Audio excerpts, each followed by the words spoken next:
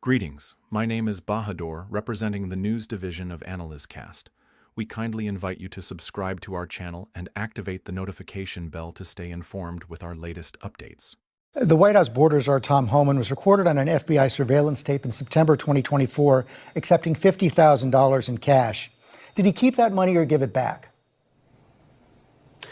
George, you've covered the story ad nauseum. Tom Homan did not take a bribe. It's a ridiculous smear. And the reason you guys are going after Tom Homan so aggressively is because he's doing the job of enforcing the law. I think it's really preposterous. I know Tom. I think that he's a good man. He gets death threats. He gets attacked. He gets constantly threatened by people because he has the audacity to want to enforce the country's immigration laws. I think that it would be a much more interesting story about why is it that Tom Homan, who is simply enforcing Americans' immigration laws, is getting constantly harassed and threatened to the point of death threats. That's a much more interesting question that I think journalists should focus on. We can agree to disagree on that question. Well, wait, you said he didn't take a bribe, but I'm not sure you answered the question. Are you saying that he did not accept the $50,000? George, this story has been covered ad nauseum. He did not take a bribe. Did he accept $50,000? I'm sure that in the course of Tom Homan's life, he has been paid more than $50,000 for services. The question is, did he do something illegal? And there's absolutely no evidence that Tom Homan has ever taken a bribe or done anything illegal, which is why he's working in the administration. I'm asking you, did he accept the $50,000 that was caught on the surveillance tape? Did he accept that $50,000 or not? George, I don't know what you're talking about. Did he accept $50,000 for what? He was recorded on an audio tape in September 2024, an FBI surveillance tape, accepting $50,000 in cash. Did he keep that money? Accepting $50,000 for doing what, George? I'm not even sure I understand the question. Is it a crime? Even the far left media like yourself. So I'm actually not sure what the precise question is.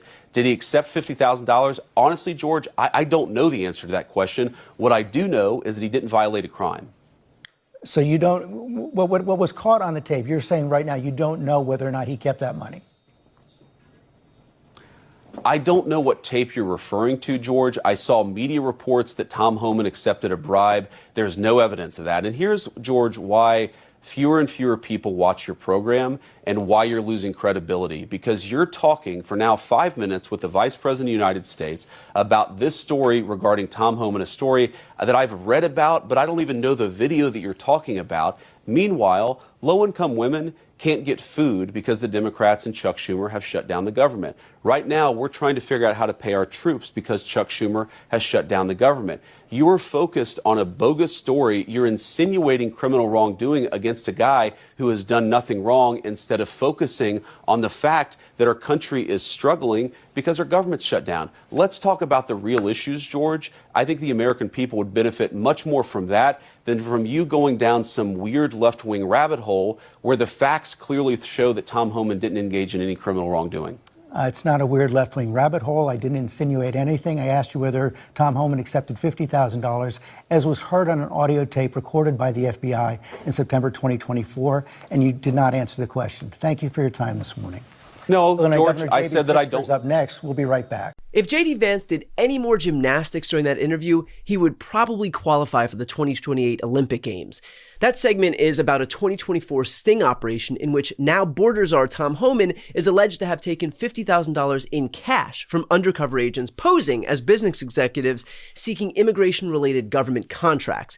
And if you rewatch that Vance interview, you will notice that he never, ever denies the fact that Tom Homan took the money, but instead is very careful only to say that Homan didn't take a bribe and that Homan was never charged with a crime. And Vance thinks that we're all stupid here because the reality is that, of course, Homan won't be charged with a crime. He is literally part of the administration that would be responsible for charging him. What Vance is essentially saying here is that unless Pam Bondi charges Trump's border czar Tom Homan, that he is completely absolved of any and all culpability. Got it. In reality, of course, what Homan is alleged to have done is criminal, but the administration has found a cute little workaround where, because the DOJ is the arbiter of who gets charged federally or not, they point to their own unwillingness to charge any allies of Dear Leader as evidence of that person's innocence. It is a game as transparent as it is corrupt. You'll notice too that Vance says that Homan is a good man and that he gets death threats, and that's all well and good. But being a good man does not absolve you of culpability if you took a bribe. Getting death threats does not absolve you of culpability if you took a bribe. And Vance knows that. But he also knows that Republicans thrive when they get to curl up in the fetal position and play victim. And that's what they're doing right now. Tom Homan is accused of taking $50K in straight cash to corruptly give business executives work paid for by U.S. taxpayers, and somehow Vance has made the perpetrator of that crime out to be the victim. Frankly, that would be impressive if it wasn't so fucking disgusting. And at one point, Vance even says that over the course of Homan's life, sure, he's taken $50,000. I mean, my God, have you ever seen someone who treats the viewers as stupider than J.D. Vance does right here? The question was not, has Tom Homan received $50,000 over the course of his lifetime? It was, did Tom Homan accept $50,000 in cash during this sting operation? And the fact that Vance is answering literally every question other than that one is pretty damn revealing unto itself. But here's the good news. While the Trump administration is perfectly content to obfuscate the facts, independent organizations outside of the government that don't answer to Dear Leader Trump are now working to get that footage of Tom Homan taking that bribe released to the public.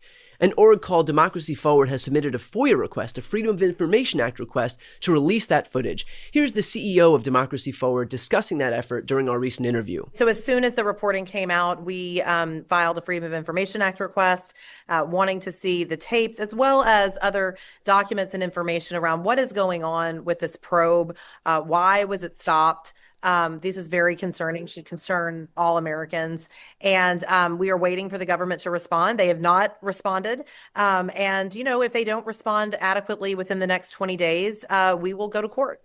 And how confident are you that the administration won't try to use some exemption to prevent these tapes from being released? And on top of that, how confident are you that the administration hasn't or won't just destroy the tapes if they do have them in their possession? You know, we filed thousands of these types of requests since Inauguration Day, and it brought hundreds of cases in court. And this administration tries to use every tool they have to stymie the American people's ability to know what they're doing. So I'm quite confident that the administration will try to use every tool it has to keep this information from the American public. But what we've been able to see is that our strategies of using the courts, forcing the process, has been able to produce good information. And so we're going to fight whatever they come back with. They really don't have a basis to deprive the American people of this information, and we're confident that the courts would see it that way. So here's what's true. If you want to find evidence of criminality in this administration, you don't have to look further than the instances where they fall over themselves to cover it up. Where there is smoke, there's fire. And J.D. Vance is learning the hard way that his denials are only making the criminality here even more apparent. Before you go, if you enjoyed this content and you want to see more and support independent media, please subscribe to this channel.